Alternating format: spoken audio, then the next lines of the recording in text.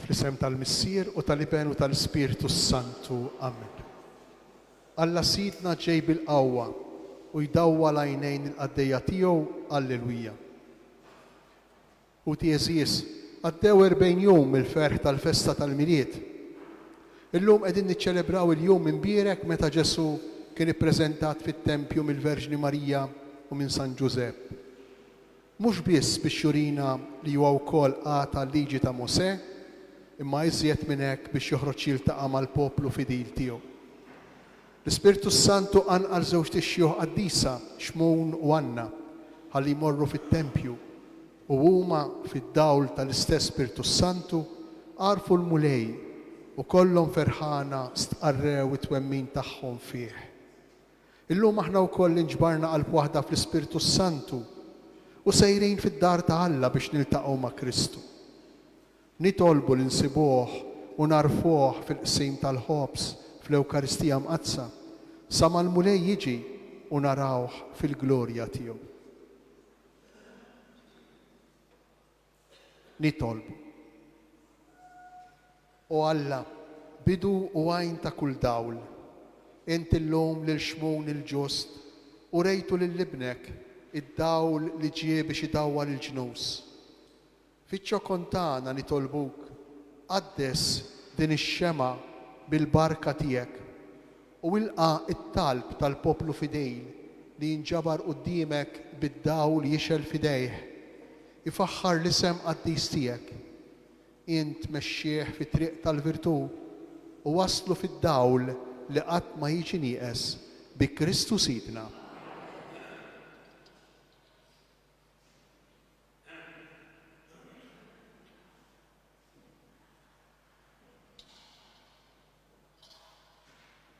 U Eżies, ejjew nimxu bisliem ħammorru nilqgħu lill-mulej.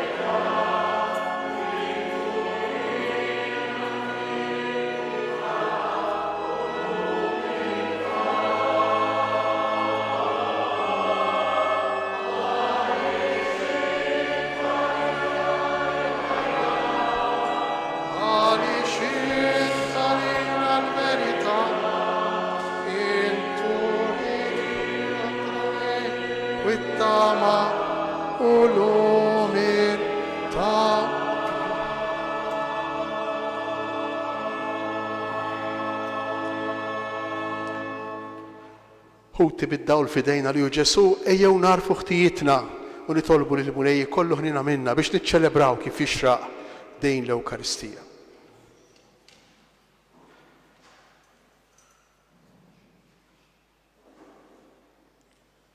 Nitolbu flimkien nistqar l-Alla li jista' kollox u lilkom ħuti li jiena dribt ħafna bil-ħsieb, bil-kliem, bil-emin, billi ħallejt mirjieti, ħtija tiegħi bl-ikbar ħtija tiegħi. Għalhekk nitlob lill-imqazza Marija dejjem Verġni, lill-anġli l-qaddisin kollha u lilkom ħuti biex titolbu għalija lil mulej Alla tagħna. Iħenna lina Alla li jista' kollox, jaħfrilna dnubitna u jwassalna għal ħajja ta' dejjem.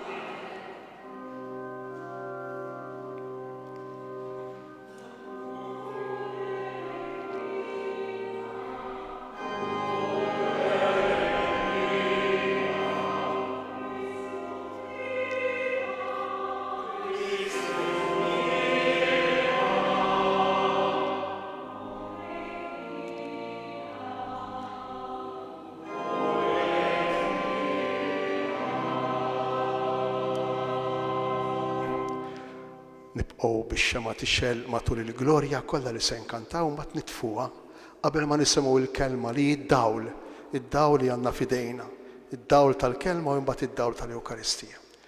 Glorja lill-Alla fil-għoli ta' smewiet.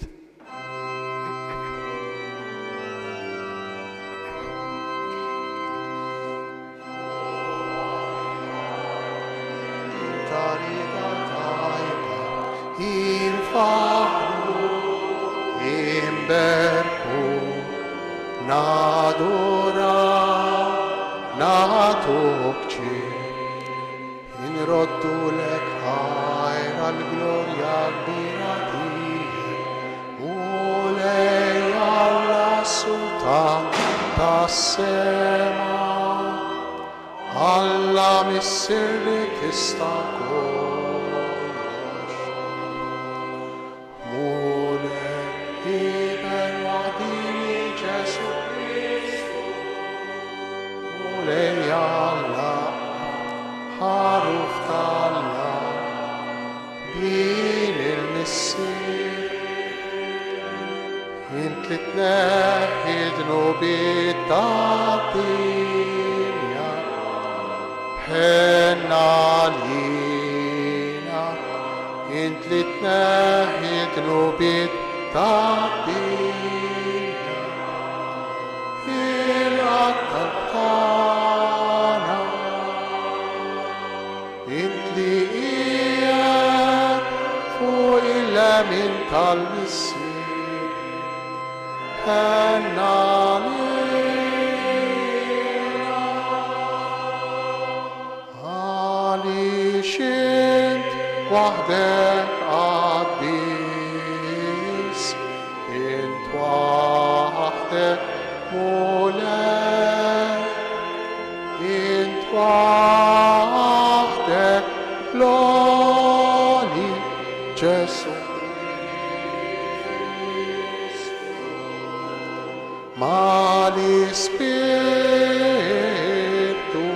Sant fil-glorja tal-Missi. Amen. Amen.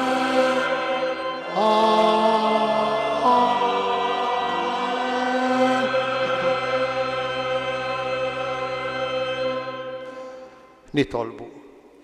O Alla ta' dejjem li tista' kollox, illum ibnek il-waħdini kien ippreżentat fit-tempju fis-sura ta' bniedem bħalna. Fiċ-ċokontana nitolbu l-kobor tiegħek biex aħna wkoll nkunu ppreżentati quddiemek b'ruħna safja. Bibnek Ġesu Kristu Sidna li hu Alla u miegħek jgħix u jsaltan flimkien mal-Ispirtu Santu għal dejjem ta' dejjem. Amen.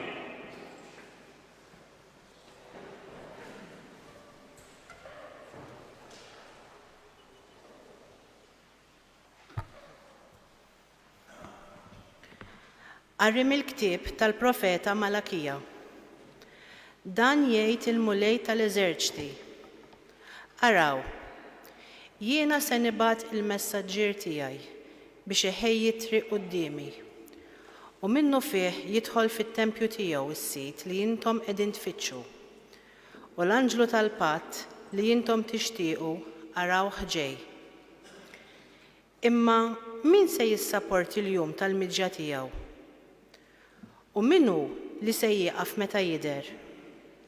Għaxu bħal nar ta' wieħed li jsaffi u bħal sapun tal-ħassiela. U joqgħod isaffi u jnaddaf il-fidda u jnaddaf l-uliet Levi u jisaffihom bħad-debb u l-fidda. U huma jsiru għal mulej nies li jagħmlu l-offerta bis-sewwa. U tibda toġbu lil mulej l-offerta ta' Ġuda u ta' Ġerusalemm bħal dari, bħal fis-snin li moddija. Il-kelma tal-mulej. Ngħidu flimkien il-mulej u s-sultan tal-glorja. Intrefgħu bibien, infetħu intom bibien ta' dejjem, ħalli jidħol is-sultan tal-glorja. Il-mulej u s-sultan tal-glorja. Minu dan is-sultan tal-glorja? U l-mulej setanu qawwi, il-mulej qawwi fit-taqbida. Ngħidu flimkien il-mulej u s-sultan tal-glorja. Intrefgħu bibien, infetħu intom bibien ta' dejjem, ħalli jidħol is-sultan tal-glorja. Ngħidu flimkien il-mulej u s-sultan tal-glorja. Minu dan is-sultan tal-glorja? U l-mulej tal-eżerċti. Dan hu is-sultan tal-glorja. Ngħidu flimkien il-mulej u s-sultan tal-glorja.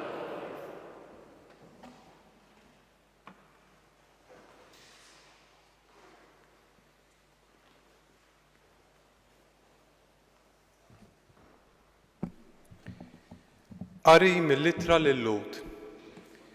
Ħuti, billi l-uliet għandhom l-istess demm u ġisem, Ġesu wkoll bl-istess mod sar bħalhom biex b'mewtu jeqret is-seta ta' dak li kellu il-mewt fideh, jiġifieri x-xitan, u jeħles il dawk kollha li minħabba fil-biża' tal-mewt kienu mjassrin għal omorhom kollu. Għax ta' bilħaq mhux lill-anġli jrid jgħin, imma lill-ulied Abraham. Għalhekk kellu jkun jixbaħ lil ħutu f'kollox biex ikun il-qassis il-kbir, ħanin u fidil f'dak kollu li għandu x'jaqsam ma' Alla u biex ipatti għal dnubiet il-poplu. Għax bilju stess bata u kien imġarrab, jaf jgħin lil dawk li huma fit-tiġrib. Il-kelma tal-mulej.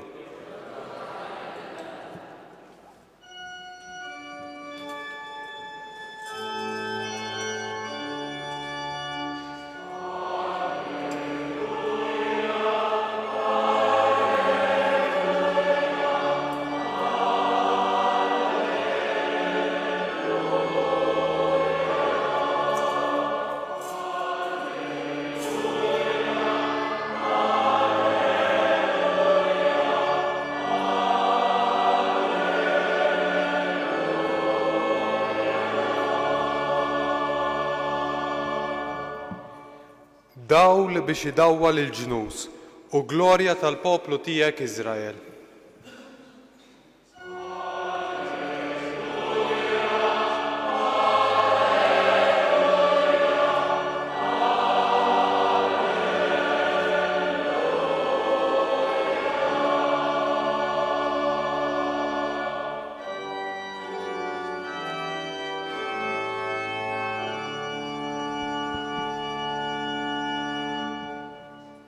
Il-mulej ma'kom.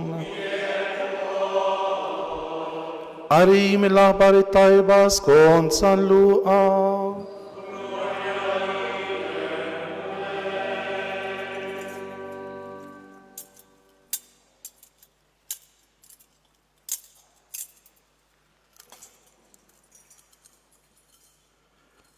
Wara li għal-ilhom iż-żmien għall-purifikazzjoni tagħhom skont il-liġi ta' Mosè, ħadu lil Ġesu Ġerusalemm biex jippreżentawh lill-mulej, kif hemm miktub fil-liġi tal-mulej li kull tifel li jitwieled l-ewwel jiġi konsagrat il-mulej u biex joffru b'sagrifiċċju pargamim jew żewġ bċiċen kif jingħatu ukoll fil-liġi tal-mulej. Ġerusalemm kien hemm wieħed jismu Xmun, raġel ġust u tajjeb li kien jistenna l-faraġ ta' Iżrael u li kellu l-Ispiritu Santu fuqu. L-Ispiritu Santu kien nebħu li ma kienx se jara l-mewt qabel ma jara lill-Messija tal-mulej. Mar mela fit-tempju imqanqal mill-Ispirtu u x'ħin il-ġenituri daħlu bit-tarbija Ġesu biex jagħmlulu dak li kienet trid il-liġi u għalaqgħu fuq dirgħajh birek lill-Alla u qal: Issa Osid tista' tħalli l-qaddej tiegħek imur fis-sliem skont kelmtek.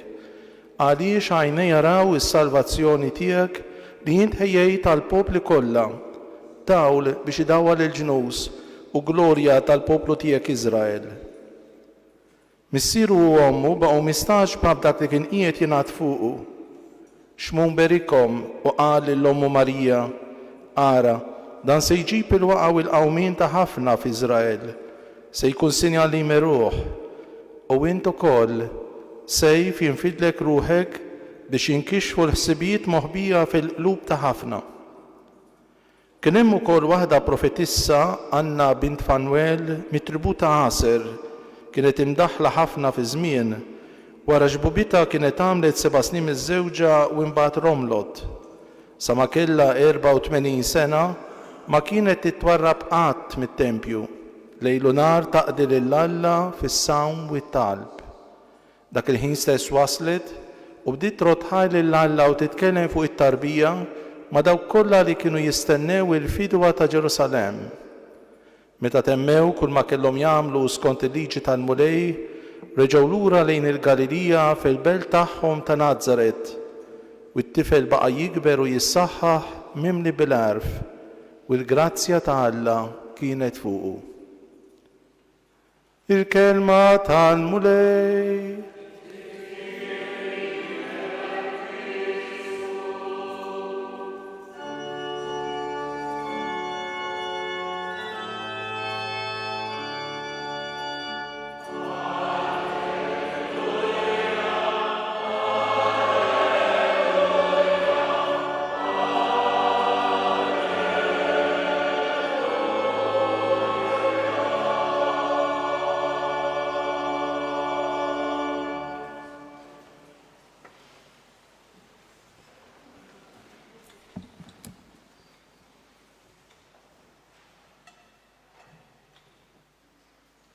Għadna kemm għamilna ġesta sew sabiħ.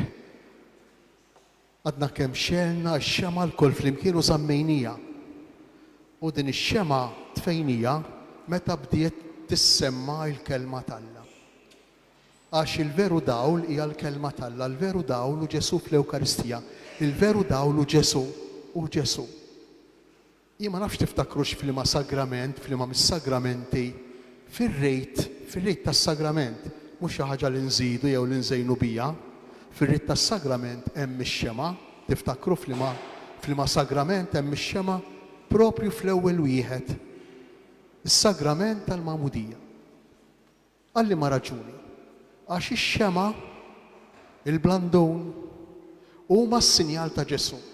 U meta aħna lqajna x-xema tixel f'idejna, qegħdin bħal xmon fil-Vanġelu tal-lum nilqgħu lil Ġesu mhux biss f'dirajna imma f'moħħna f'qalbna fil-persuna tagħna. Dan hu l-ġest, din il-gandlora.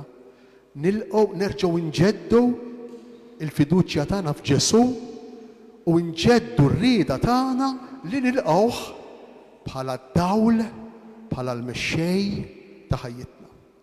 U għandna bżonnu lil Ġesu mod speċjali qalb il-ħafna ħsejjes, qalb il-ħafna vuċijiet li nisimgħu madwarna.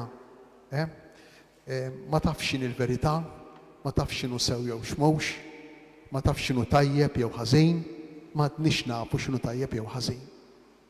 Mhux hekk, kulħadd għandu dritt jgħid tiegħu bir-raġun, però l-opinjonijiet diversi joħolqu konfużjoni, joħolqu diffikultà għalmenu f'liema direzzjoni għandna nieħdu biex il-ħajja tagħna, il-ħajja ta' kull wieħed u kull waħda minna tkun ħajja mimlija, tkun ħajja mdawla, tkun ħajja sabiħa. Kemm hu sabiħ il-Vanġelu tal-lum. Meta għandna dawn iż-żewġ anzjani, dawn iż-żewġ profeti, xmun il-ġust bħal profeti tal-Antik Testament, hekk qalilna Dun Lawrenz il-bieraħ waqt il-lezzjo divina f'Tapinu. Bħal profeti tal-Antik Testament, xmun il-ġust. U Anna, il-Evanġelju jgħidilna kienet profetissa, dawn iż-żewġ anzjani.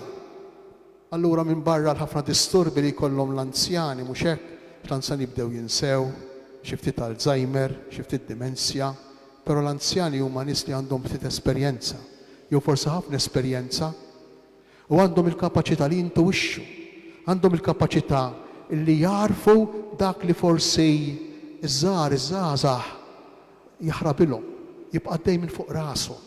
Dak li jiż-żgħar u ż-żgħażagħ ma jtux l-importanza li jistħoqlu. Għaliex? Għax l-anzjana għadda minnu, l-anzjana għandha l-esperjenza. U dawn it-tnejn jarfu f'dik it-tarbija xi ħaġa kbira.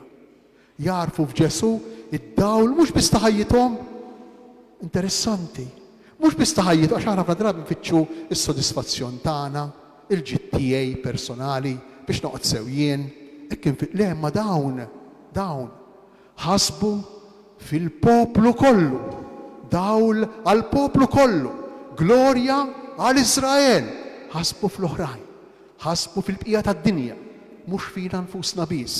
Forsi id-dinja dakinhar minkejja li kienet iktar fqira, kienet iktar ġeneruża minn tagħna. Forsi aħna llum iktar ħsiebna kif se nkunu sew aħna u dawk li hemm madwarna jħokku magħna ta' ma' ġembna u l-oħrajn ma tantx nagħtu kasom, l-oħrajn niġu naqgħu nqumu minnhom. Dakinhar kienet differenti.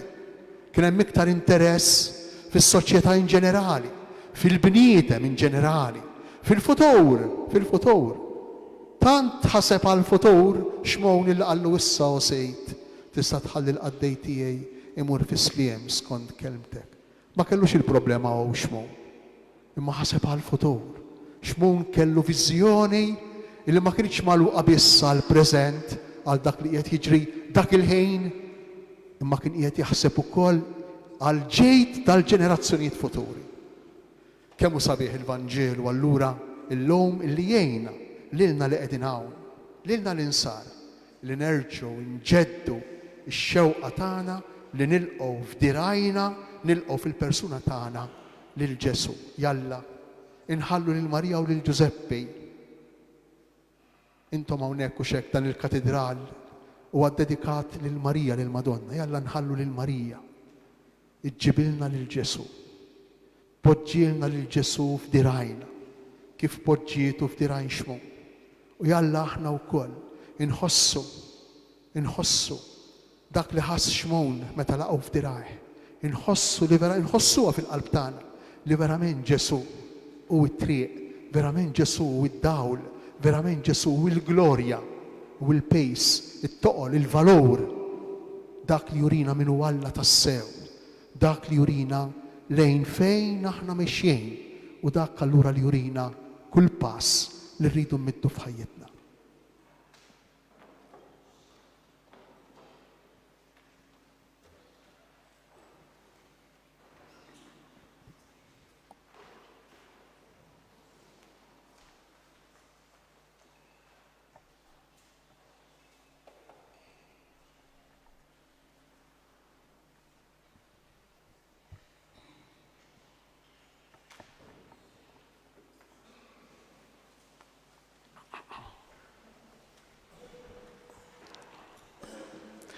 Fil-jom li fih niċċelebraw il-preżentazzjoni ta' Ġesu fit-Tempju u l-offerta ta' Ommu Marija u San Giuseppe, nitolbu lil Alla jilqa' l-offerta tal-ħajja tagħna fil-waqt li ngħidu ħajaraw għajnejna is-salvazzjoni tiegħek mulej, ħajaraw għajnejna.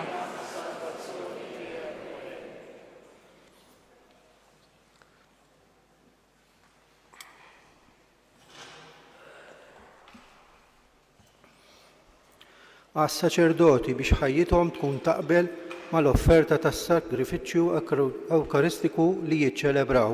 Nitolbu ħajaraw għajnejna is-salvazzjoni tiegħek mulej. Għal dawk li ma jemnux biex isibu fi Kristu id-dawl tal-ġnus li jagħti sens lill-ħajja tal-bniedem. Nitolbu ħajaraw għajnejna is-salvazzjoni tiegħek mulej. Għal persuni ta' ħajja konsagrata biex jgħixu bil-qdusija s-sejħa tagħhom bħal Marija u Giuseppi li offrew lil Ġesu għas-salvazzjoni tad-dinja, nitolbu ħajaraw għajnejna is-salvazzjoni tiegħek mulej.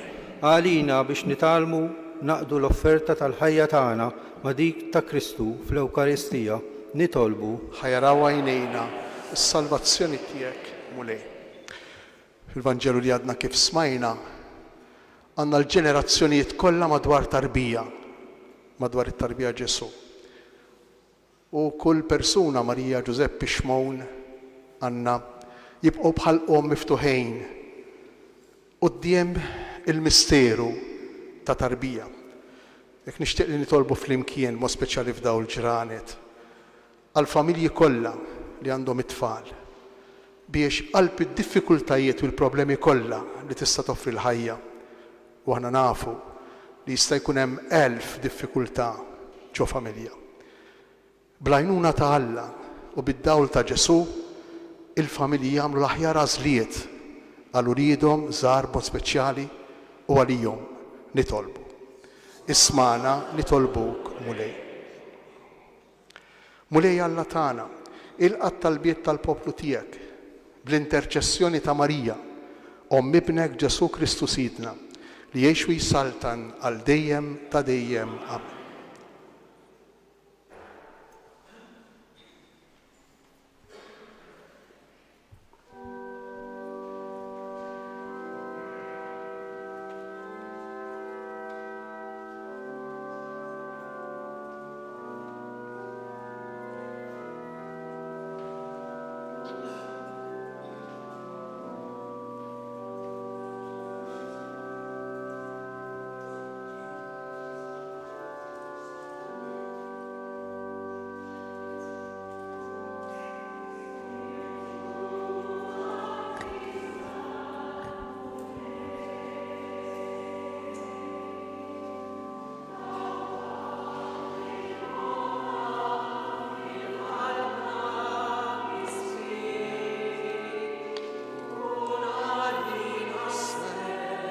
Birak int mulej Alla tal-ħolqien koll, fit-tjubitek tajta dan il-ħobs li qed nofrulek frott tal-art u xogħol il-bniedem li minnu jsir għalina l-ħobs tal-ħajja.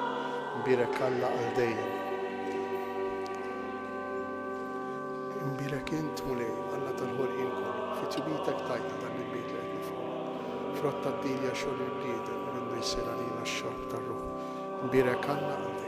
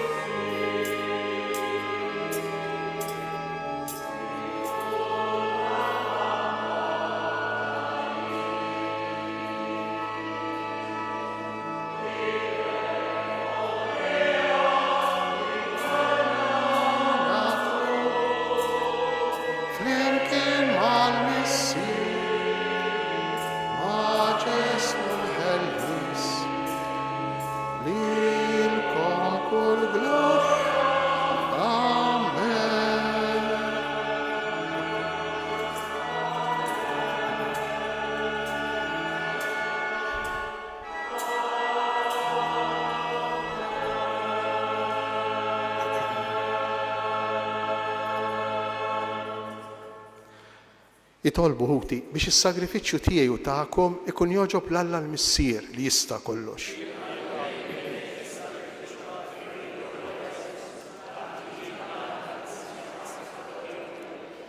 Mulej, intrid li ibnek il-waħdini joffrilek lilu nnifsu bħala l-ħaruf bla teba tas-sagrifiċċju għas-salvazzjoni tad-dinja. Ilqa' nitolbuk dawn l-offerti li l-Knisja ferħana qed tagħmillek għat-tiġdid tal-istess sakrifiċċju. Bi Kristu Sidna. Il-mulej magħkom. Nerfgħu qlubna l fuq. Niżżuħar lill-mulej Alla tagħna.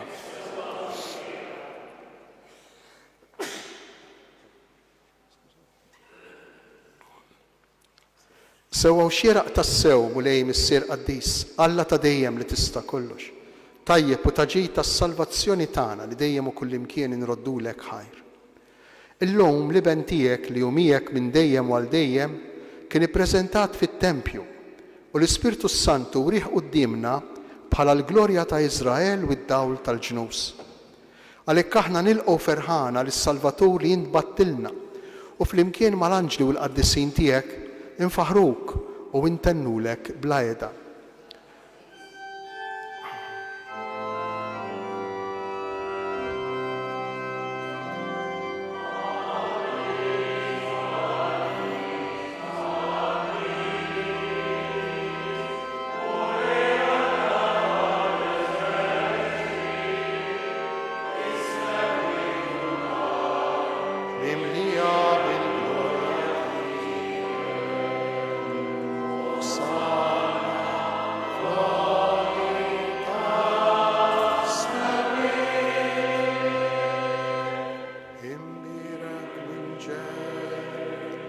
في سامي المنى وصار فلوريتاس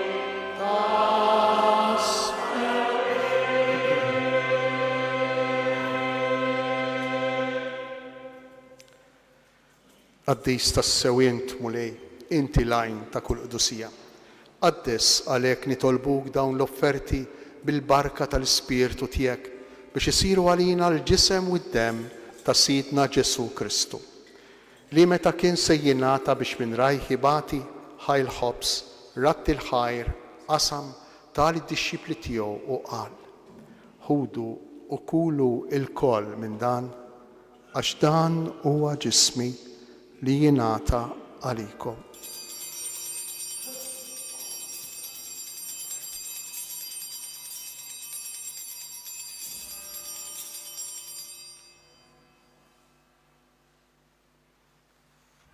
Ekku koll wara li klaħ l-kalċi reġa' ratti l-ħajr tal id-dixxipli tiegħu qal: ħudu u jxorbu minnu l-koll għax dan huwa l-kalċi ta' demmi tal-patt il-ġdid li jibqa' dejjem, id-demm li jixxerret għalikom u għall-bnedmin kollha għal maħfra ta' dnubiet. Għamlu dan b'tifkira tiegħi.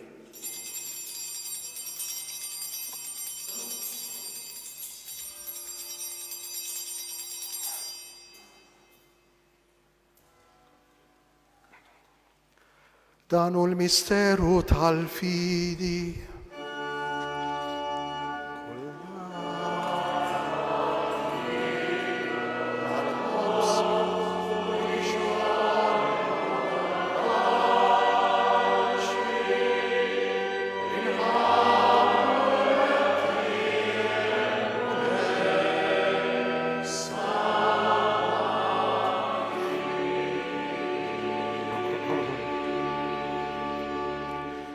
Għalhekk aħna nagħmlu dan b'tifkira tal-mewt u l-qawmien ta' Sidna Ġesu Kristu, nofrulek mulej il-ħobs tal-ħajja u l-kalċi tas-salvazzjoni u nroddulek ħajra x'oġbok tilqana hawn quddiemek biex naqduk. U miċ-ċokon tagħna nitolbu li l-Ispirtu Santu jaqgħadna f'ġisem wieħed, lilna li nieħdu semm il-ġisem u d-demm ta' Kristu. Ftakar mulej fil-Knisja tiegħek preżenti fid-dinja kollha u ttaf l-imħabba fl-imkien mal-Papa l-Jun 14 mal-Isqof tagħna Anton u mal-Ministri tiegħek kollha. Ftakar fil-qaddejja tiegħek benefatturi ta' din il-Knisja Katedrali, Margherita, Luigi u Giuseppe Merċiqa, Emanuel Karwana u l-erwieħ tal-familja Gatt, Maria Grek, Cettina De Brincat u Mario Azzopardi, l-erwieħ tal-familja Tabone, l-erwieħ tal-familji Xikluna u Attard, li joġbuk issejħilhom għal għandek minn din id-dinja għamili kif huma bil-mamudija mitu f'ibnek u bħal ibnek, hekk ukoll f'ibnek u bħal ibnek jirxuxtaw għal ħajja. Ftakar ukoll futna li raqdu bit-tama tal-qawmien, futna l-mejtin kollha daħħalhom quddiemek fid-dawl tas-seb tiegħek. Ħen għalina l-koll nitolbuk, għati lilna wkoll il-wirt tal-ħajja ta' dejjem, flimkien mal-Verġni Mqazza u Malla Marija, ma' raġel tagħha San Ġusepp, mal-Apostli, ma' Sant'Ursula Verġni u Martri u l-qaddisin kollha li jgħixu fil-ħbiberija tiegħek sa mill-bidu tad-dinja. Għamili magħhom jinfaħruk u nsebħuk Ġesu Kristu, ibnek.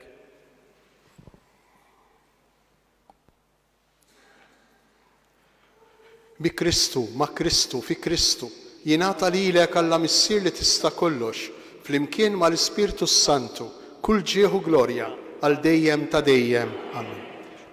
Ejjew nitolbu kif għallimna u ridna nagħmlu li benta Alla għas-salvazzjoni tagħna. Missierna li inti fis-smewiet jitqaddes ismek, tiġi saltnata, ikun li trid int kif fis-sema hekk fl-art. Ħobsna ta' kuljum atina llum, aħfrilna dnubitna bħalma naħfru lil min hu ħatija lina. Iddaħħalniex fit-tiġrib, isteħlisna mid-deni. Eħlisna nitolbuk mulej minn kull deni. Atina fit-tieba u l-ħnina tiegħek il-paċi fi żmienna biex inkunu ħielsa dejjem mid-dnub u mħarsa minn kull inkwiet. Aħna u nistennew u nittamaw lejna u l-miġja tas-Salvatur tagħna Ġesu Kristu. Mulej Ġesu Kristu li qed l-apostli tiegħek inħallilkom isliem natikom isliem tiegħi. Tħares lejn dnubitna. Iżda ħares lejn il-fidi tal-Knisja tiegħek. Għatija sliem u laqda li jien trid fija, int li tgħix fis-saltan għal dejjem ta' dejjem. Il-paċi tal-mulej tkun dejjem magħkom. Għatu il-paċi lil xulxin.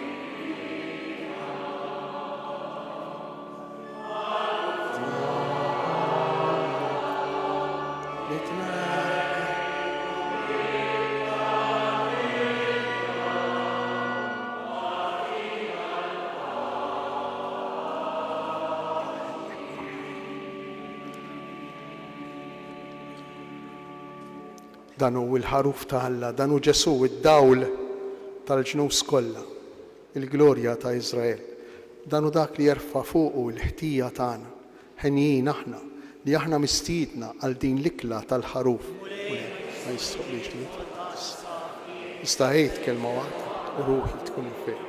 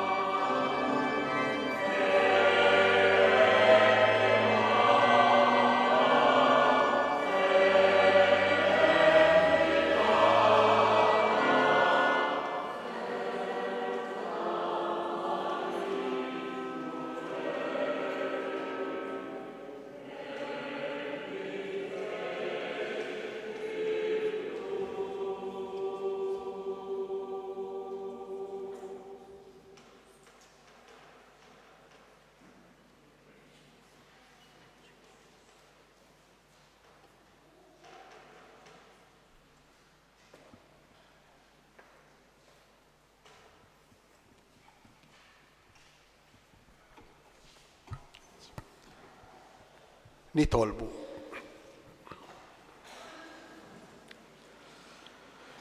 Bitqarbina mqazza li għamilna mulej temm fina il-milja tal-grazzja tiegħek kif temmejt ix-xewqa ta' Xmun il-Ġust li jara lil ibnek il-għażiż.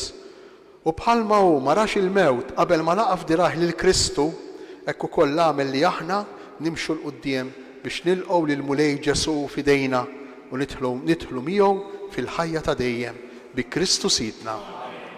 Il-mulej magħkom. Iberikkom, iħariskom Alla li jista' kollox, il-Missier, l-Iben u l-Ispirtu Santu. Amen. Morru u għejxu fil-paċi ta' Kristu.